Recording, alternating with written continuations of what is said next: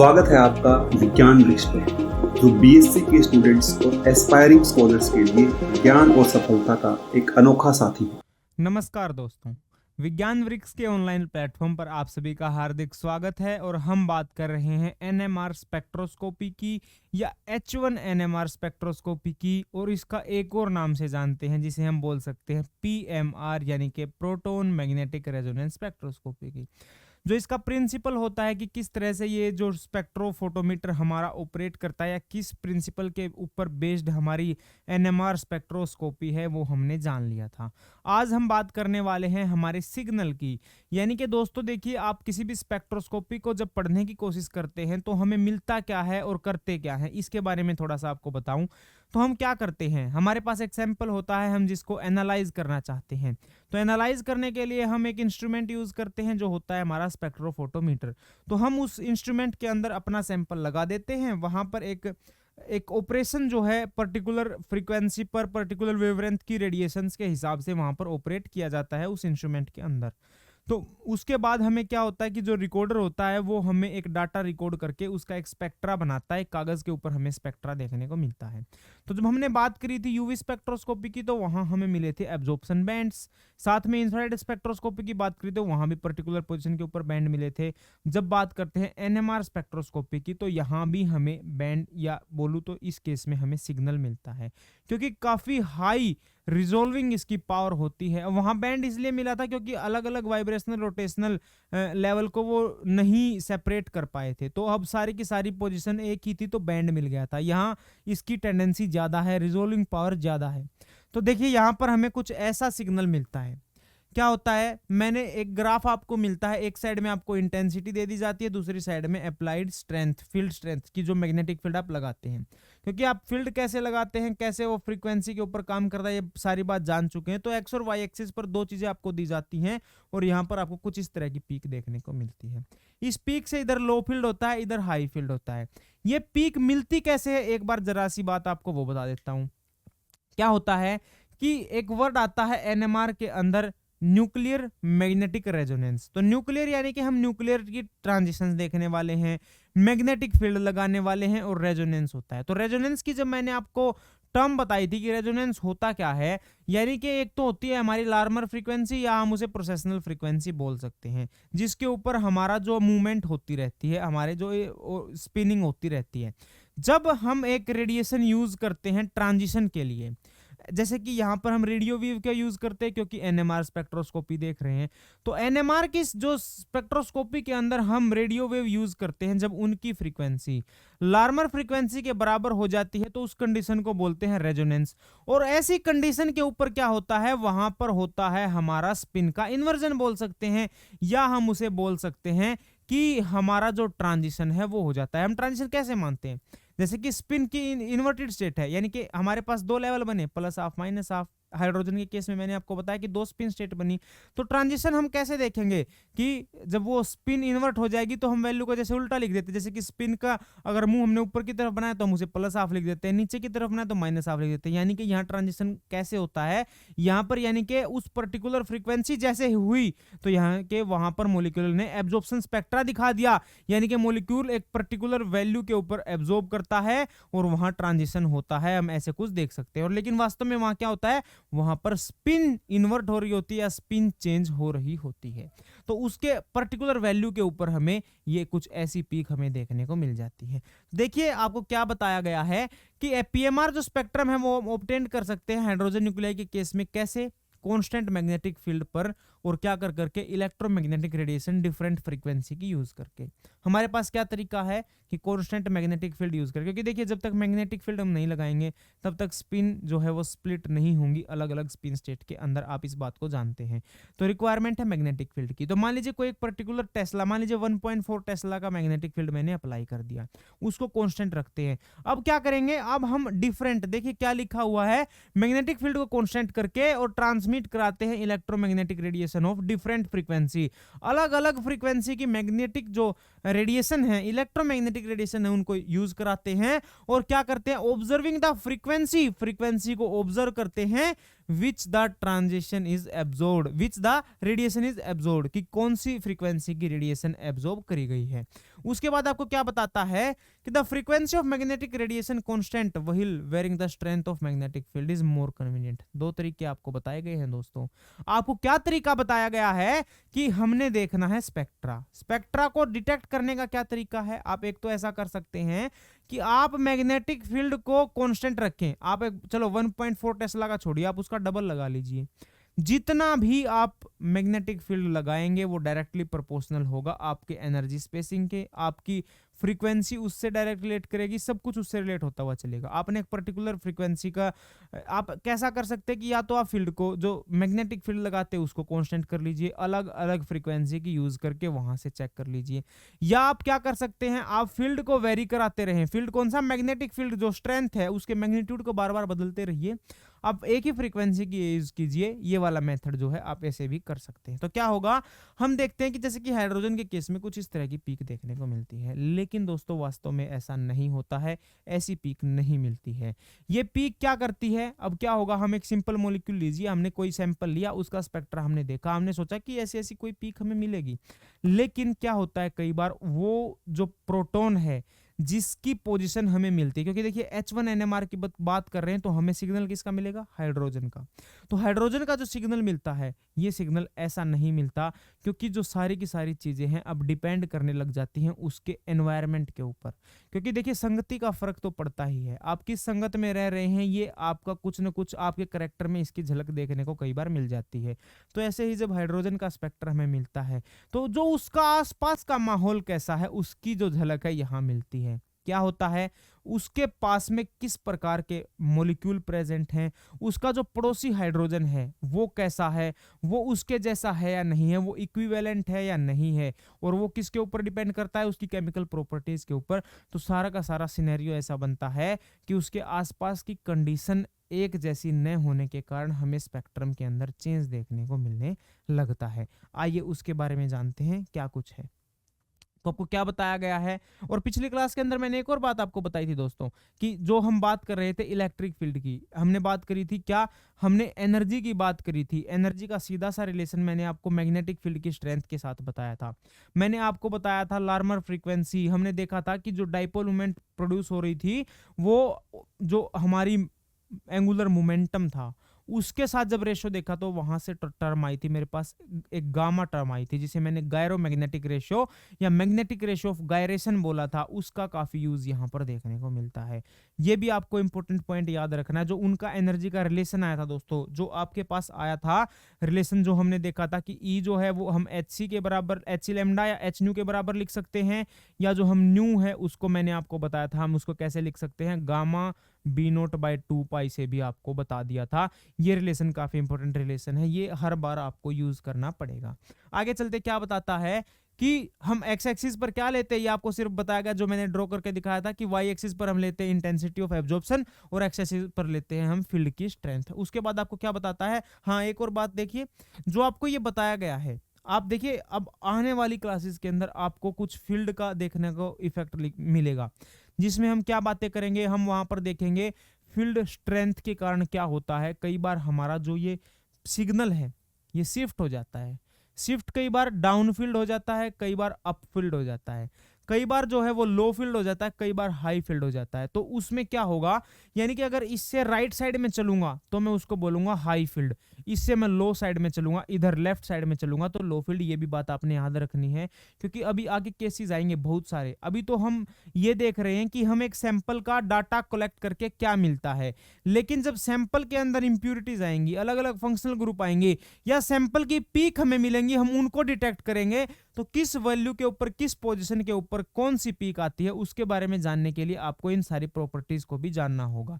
तो असली आपको लो फील्ड, हाई फील्ड, इन बातों के बारे में भी थोड़ी सी नॉलेज होनी चाहिए। ठीक है, आगे चलते हैं।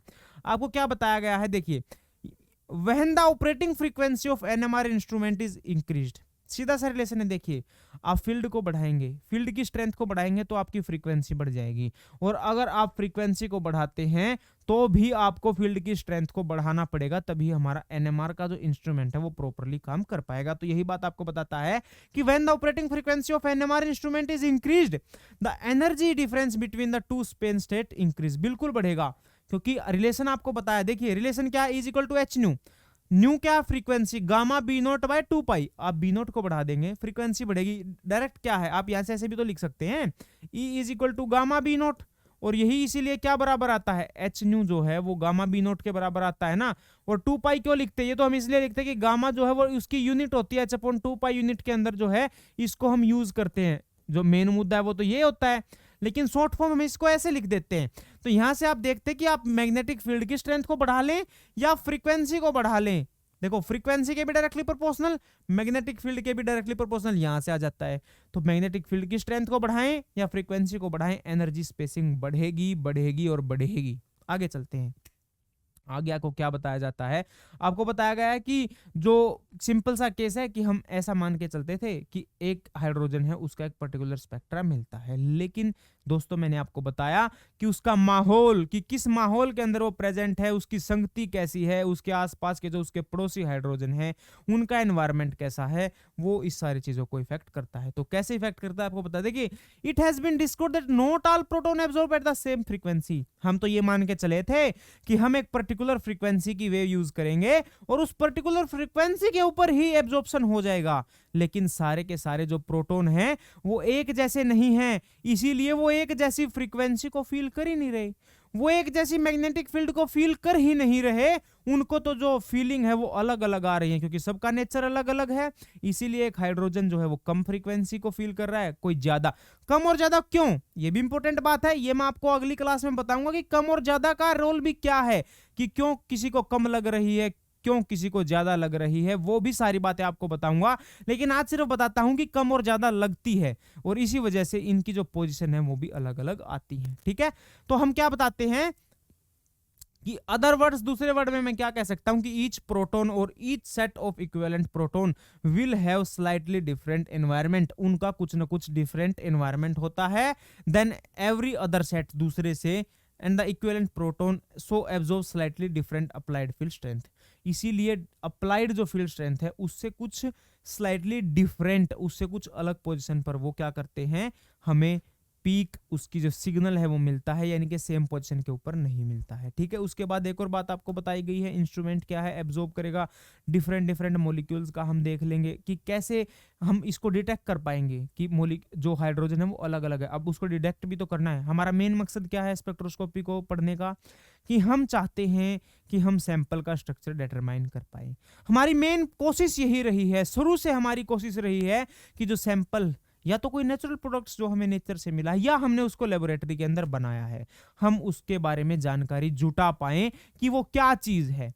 तो उसके लिए हम क्लासिकल मेथड से न जाकर के हम स्पेक्ट्रोस्कोपिकल मेथड को यूज कर रहे हैं, और इन मेथड से हम जाना चाहते हैं स्ट्रक्चर की तरफ, और स्ट्रक्चर की तरफ जाएंगे तो अब क्योंकि कार्बन हाइड्रोजन का ही पता चलेगा। देखिए ये भी क्यों पता चलता है, इंपॉर्टेंट पॉइंट है, मैं आज आपको ये भी बता देता हूँ क्या होता है।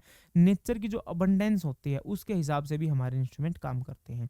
अब हाइड्रोजन जो है वो प्रॉपर मात्रा में आपको मिलता है, लगभग 99% अबंडेंस होती है, इसलिए H1NMR को हम पढ़ लेते हैं।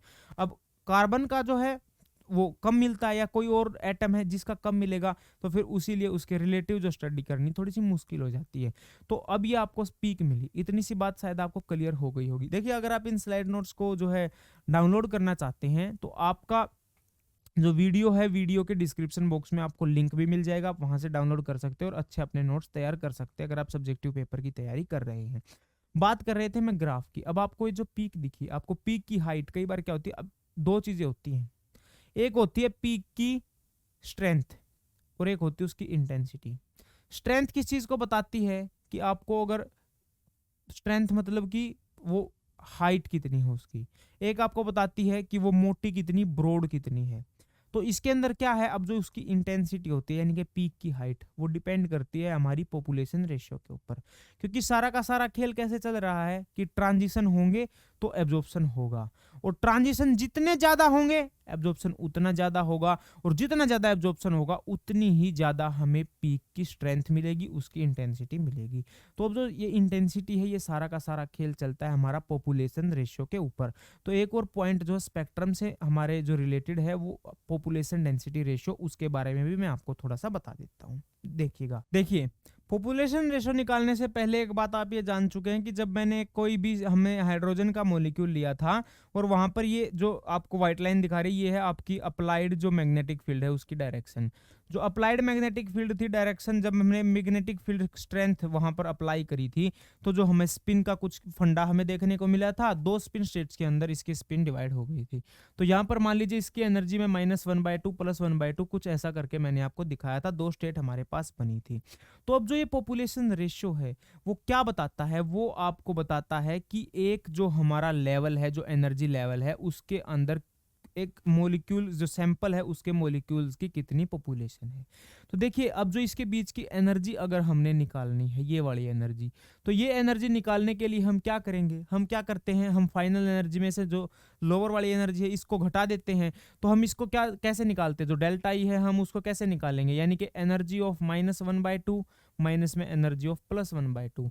अब बात जो मुद्दा आता है कि हमारी पीक की इंटेंसिटी वो डिपेंड करती है यहां से यहां होने वाले ट्रांजिशन, यानी कि अगर इस स्टेट के अंदर बहुत ज्यादा मात्रा में हमारे मॉलिक्यूल प्रेजेंट है तो उतने ही ज्यादा मात्रा में ट्रांजिशन होंगे और उतनी ही ज्यादा इंटेंसिटी हमें यहां से देखने को मिलेगी। अब मैंने आपको केस बताया था कि हाइड्रोजन के H1 स्पेक्ट्रोफोटोमीटर की जब बात करी थी तो 1.4 टेस्ला के ऊपर हमने क्या करा था, 60 मेगाहर्ट्ज फ्रीक्वेंसी के ऊपर जो हमारा सिस्टम है वो ऑपरेट कर रहा था। इतनी बात भी मैं आपको पहले बता चुका हूं।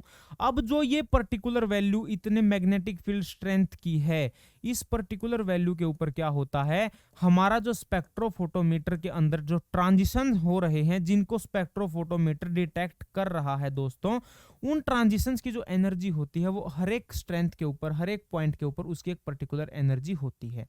वो एनर्जी कितनी होगी, देखिए वैसे तो सिंपल टर्म में मैं इसको फाइनल से माइनस इनिशियल को घटा करके ऐसे भी निकाल सकता हूं, लेकिन जब पॉपुलेशन रेशियो की बात करते हैं तो थोड़ा सा उसके अंदर चेंज आता है और किस पर कितनी एनर्जी होती है उसके बारे में आपको बताता हूं कैसे। देखिएगा, आपको मैंने एक एनर्जी की वैल्यू बताई थी, 60 मेगाहर्ट्ज जो फ्रीक्वेंसी ली थी, तो यहां पर देखिए एनर्जी ये कितनी एब्जॉर्ब करता है, 2.39 इंटू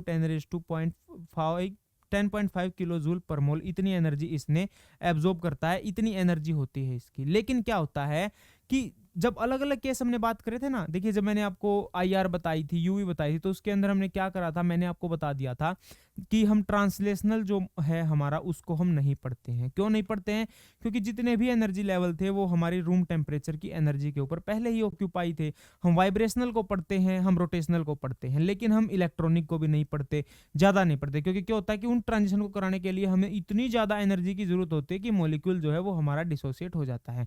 तो जो एनर्जी की टर्म होती है वो भी हमारे स्पेक्ट्रोस्कोपी में एक इंपॉर्टेंट रोल प्ले करती है। तो जैसे कि 1.4 टेस्ला या 1.4 टेस्ला अगर मैग्नेटिक फील्ड स्ट्रेंथ के ऊपर बात करूं, या 60 मेगाहर्ट्ज फ्रीक्वेंसी के ऊपर बात करूं, तो इतनी एनर्जी होती है। और ये एनर्जी होती है, बहुत कम एनर्जी होती है। और ये एनर्जी कितनी है, ये इतनी एनर्जी है जिसको हम एक रूम टेम्परेचर की कंडीशन के ऊपर भी काफी आसानी से प्राप्त कर सकते हैं। तो हम क्या करेंगे, अब रूम टेम्परेचर के ऊपर हम देखेंगे कि ट्रांजिशन किस प्रकार से हमारा हो रहा है। तो और जो ये एनर्जी है हम इसको कैसे निकाल सकते हैं, देखिएगा, जैसे कि हमने मान लीजिए कि डेल्टा ई निकालना है, तो हम क्या करते हैं, मैंने आपको बताया था कि हम फाइनल में से इनिशियल को घटा देते हैं। लेकिन अब यहां पर बात आती है हमारी किस चीज की, हमारी बात आती है पॉपुलेशन रेशियो की। तो पॉपुलेशन रेशियो के केस में हम इसको कैसे लिखते हैं, हम इसको कुछ ऐसे लिखते हैं कि हम इसको क्या क्या करेंगे, हम फाइनल स्टेट में से हमने इनिशियल स्टेट को घटा देना है। तो उसके लिए हमारे पास जो टर्म हम यूज करते हैं दोस्तों, उसमें हमारे पास एक टर्म आती है डीजनरेसी की, यानी कि जिस एनर्जी लेवल की हम बात कर रहे हैं उसकी डीजनरेसी कितनी है। तो डीजनरेसी क्या होता है कि उसको, जैसे कि आपको जब फर्दर आप फिजिकल एस्पेक्ट्स देखते हैं वाइब्रेशनल स्पेक्ट्रोस्कोपी का या किसी दूसरी स्पेक्ट्रोस्कोपी का, तो आपको डीजनरेट जो एनर्जी लेवल हैं वो देखने को मिलते हैं, यानी कि कुछ ऐसे एनर्जी लेवल जिनकी एनर्जी सेम होती है। या अगर डीजनरेट वर्ड को मैं थोड़ा सा आपको और समझाने की बात करूं, जैसे कि हम क्वांटम्स में अलग अलग वेव फंक्शन यूज करते हैं, तो अगर किसी भी अलग अलग वेव फंक्शन की सेम आइगन वैल्यू आ जाती है तो हम उनको डिजेनरेट बोलते हैं, यानी कि सेम जिनकी चीजें होती हैं वो डिजेनरेट, सेम एनर्जी लेवल यानी कि डिजेनरेट एनर्जी लेवल, कुछ इस तरह से आप इनको समझ सकते हैं। तो यहाँ हम बात करते हैं डिजेनरेसी की। कैसे डिजेनरेसी की? तो यहाँ क्या होता है कि मान लीजिए, देखिए पूरी निकालने से पहले मान लीजिए मैं इनिशियल स्टेट की बात करता हूँ, यानी कि EI की बात करता हूँ, एनर्जी इनिशियल स्टेट की। तो एनर्जी इनिशियल स्टेट की कैसे निकालते हैं, यानी कि हम इसको बात करते हैं कि इनिशियल स्टेट की जो डिजेनरेसी कितनी है वो मैंने GI से निकाल दी, इसको मल्टीप्लाई करते हैं हम NI यानी कि उसके अंदर पॉपुलेशन और साथ में इसकी एनर्जी यानी कि E की पावर माइनस में EI/kT। ठीक है, ये हम ऐसे निकाल लेते हैं। इसके बाद हम फाइनल की बात करते हैं, हम एनर्जी निकालते हैं फाइनल स्टेट की। फाइनल की कैसे निकालते हैं, हम देखते हैं कि फाइनल की डिजेनरेसी कितनी है, साथ में उसका नंबर, और हम निकाल देते हैं इसकी एनर्जी के साथ मल्टीप्लाई करके, ये हमारे पास कुछ ये इक्वेशन आती है। अब हम जब एनर्जी स्पेसिंग निकालते हैं तो एनर्जी स्पेसिंग निकालते हुए हम क्या करते हैं, हम फाइनल में से इनिशियल को घटा देते हैं। तो यानी कि अगर मैं डेल्टा E निकालता हूं दोस्तों, तो डेल्टा E कैसे निकालूंगा, अब डिजेनरेसी की बात करेंगे तो यानी कि GF/GI। अब देखिए इतना कुछ GF/GI, मैं इसको डिवाइड कर दूंगा, साथ के साथ क्या होगा हमारे पास N लिख देते हैं, और E की पावर जब इसको डिवाइड में करेंगे तो यानी कि E माइनस में EF, और इसको लिख देते हैं माइनस में EI, प्लस में EI हो जाएगा और बाय में KT। कुछ ऐसी टर्म हमारे पास आती है, इसको हम पॉपुलेशन रेशियो के नाम से जानते हैं। जो G टर्म है ये हमारी डिजेनरेसी को बता रही है। देखिए जो E की पावर ये लिखा है ना मैंने एप्सिलॉन की टर्म, ये है हमारी एनर्जी, ये फाइनल स्टेट की, एक्साइटेड स्टेट की। आप यहाँ पर जो 1/2 है या -1/2 है उसको भी यूज करके देख सकते हैं। तो आपको क्या बताता है, डेल्टा E आपको बताता है एनर्जी डिफरेंस, उसके साथ में किस चीज का डिफरेंस है, अपर और लोअर का। ठीक है, अब इस फॉर्मूले में से मैं क्या करता हूं, जब हम एक वैल्यू पुट करते हैं, मान लीजिए मैं 298 केल्विन की बात कर रहा हूं, हमने इंस्ट्रूमेंटल जो ऑपरेशंस हैं उनके द्वारा हमने एक वैल्यू निकालने की कोशिश करी 298 केल्विन के ऊपर।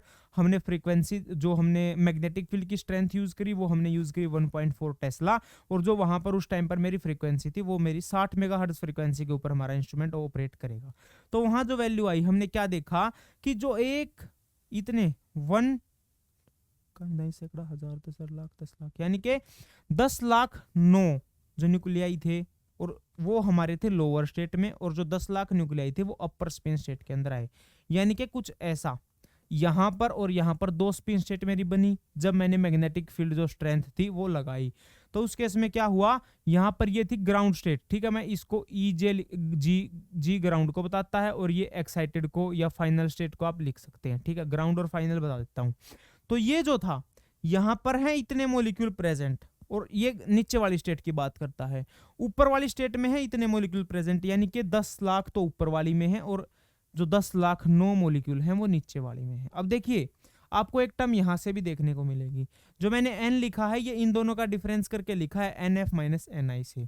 यहां से क्या टर्म आपको देखने को मिलती है, यहां से आप सीधा सा रिलेशन देख सकते हैं इसकी पॉपुलेशन रेशियो के हिसाब से, कि जितना इसका रेशियो आएगा, यानी कि अगर और आसान शब्दों में कहूं कि जितने ज्यादा मॉलिक्यूल हमारे ग्राउंड स्टेट में प्रेजेंट होंगे तो उतने ही ज्यादा ट्रांजिशन हमें देखने को मिलेंगे, और जितने ज्यादा ट्रांजिशन हमें देखने को मिलेंगे उतनी ही ज्यादा क्या होगी, इसकी इंटेंसिटी बढ़ती जाएगी। यानी कि हमारी जो पीक है वो ज्यादा इंटेंस स्पेक्ट्रा हमें मिलेगा, पीक की हाइट हमेशा बढ़ जाएगी। ये हमें पता चलता है इसके एनर्जी रेशियो की। ये टर्म देखते हैं, डेंसिटी रेशियो देखा, या साथ के साथ इन मॉलिक्यूल के जो 298 केल्विन, देखिए सारे चीजें पुट कर दीजिए, डिजेनरेसी पुट कर दीजिए, पॉपुलेशन पुट कर तो निकालनी है, एनर्जी पुट कर दीजिए, तो हमें पता चल जाएगा। नंबर ऑफ मॉलिक्यूल्स निकाल सकते हैं। कई बार आप नंबर ऑफ मॉलिक्यूल्स जो है वो निकालने भी आपके एग्जाम में पूछ जाते हैं जब फिजिकल स्पेक्ट्रा की बात करते हैं। तो आपको क्या पता चला कि अप्रोक्स 2 मिलियन जो न्यूक्लियाई हैं, देयर आर ओनली कितने में से 2 मिलियन में से 9 मॉलिक्यूल या 9 न्यूक्लियाई। देखिए आप मॉलिक्यूल्स की बात कर सकते हैं या न्यूक्लियाई, क्योंकि हम यहाँ पर न्यूक्लियर ट्रांजिशन को देख रहे हैं।